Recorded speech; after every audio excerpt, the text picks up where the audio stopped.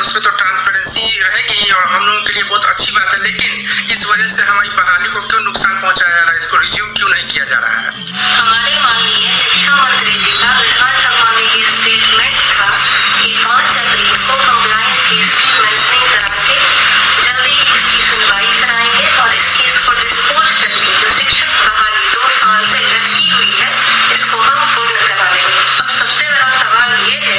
कि 5 अप्रैल को बीत गया, ना इस केस की मेंशनिंग हुई, ना सुनवाई हुआ और ना ही शिक्षा मंत्री जी का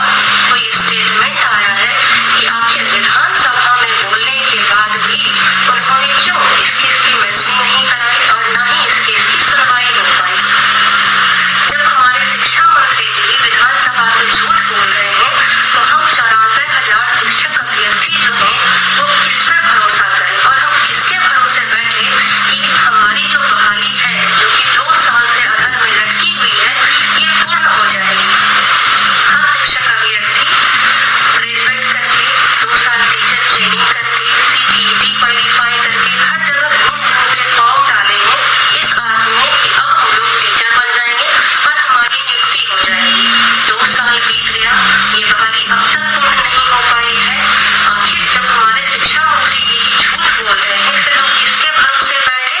और ये जो बहाली पूर्ण नहीं हुई है इसका जिम्मेदार कौन है?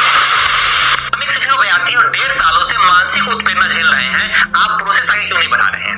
कहते हैं कि 5 अप्रैल को मेंशनिंग हो जाएगी, लीव मिल जाएगी और आप मेंशनिंग नहीं करवाते हैं, किसी पे कोई लीव नहीं मिलती है, कोई सुनवाई नहीं होती है। शिक्षक बहाली इसी तरह से जहां है वहीं पड़ा हुआ है। कोई भी अधिकारी, शिक्षा विभाग के अधिकारी इस संबंध में बोलते नहीं है, सरकारी संबंध में कुछ नहीं बोल रहे हैं और लगातार जो शिक्षक अभ्यर्थी है वो लगातार उनका मनोबल टूट रहा है। इसका जवाब कौन देगा? बिहार में शिक्षकों के नियोजन को लेकर शिक्षा मंत्री से ही बात करने की कोशिश की, लेकिन ना तो मंत्री और ना ही विभाग का कोई अधिकारी इस बारे में बोलने को तैयार है। और इधर एक तरफ हाई कोर्ट में इस मामले से जुड़े वकील भी इस बात का दावा कर रहे हैं कि सरकार जिस दिन चाहेगी उस दिन नियोजन हो जाएगा। शिक्षा मंत्री से बात करने की कोशिश भी उन्होंने किया, शिक्षा विभाग में भी उन्होंने बात करने की कोशिश की, लेकिन कोई भी बात करना नहीं चाह रहा है, क्योंकि आप सभी को पता होगा कि बिहार शिक्षक बहाली को फंसा के रखना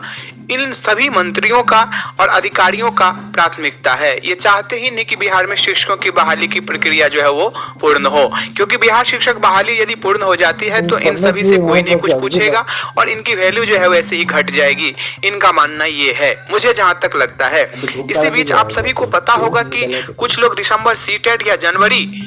2021 में सीटेट पास किए हैं, उनको कहा जा रहा है कि इस बहाली प्रक्रिया में आप सभी को शामिल करवाया जाएगा। ऑनलाइन माध्यम से जब फॉर्म अप्लाई करवाया जाएगा तो उसमें आप सभी भी शामिल होंगे। हैं कि ये जो बहाली की प्रक्रिया है वो पुरानी है और इसमें दिसंबर सीटेट पास हमारे जितने भी साथी हैं और जनवरी में जिन्होंने सीटेट क्वालिफाई किया है वो शामिल नहीं हो सकते हैं, क्योंकि आप सभी समझ सकते हैं कि इस बहाली प्रक्रिया को रद्द करना बिहार सरकार के लिए या शिक्षा विभाग के लिए बहुत ही मुश्किल होगा। जितने भी हमारे दिसंबर सीटेट पास अभ्यर्थी हैं, जनवरी सीटेट पास अभ्यर्थी हैं, उन सभी को धैर्य रखना होगा और इस बहाली प्रक्रिया को किसी न किसी प्रकार से पूर्ण करवाना होगा। अब तो मैं उनसे यही आग्रह करूंगा कि उनमें से बहुत सारे हमारे ऐसे भी साथी हैं जो STET 2019 वाले पेपर भी क्वालिफाई कर गए हैं, तो ये 94,000 शिक्षक बहाली प्रक्रिया और 30,000 जो माध्यमिक और उच्च माध्यमिक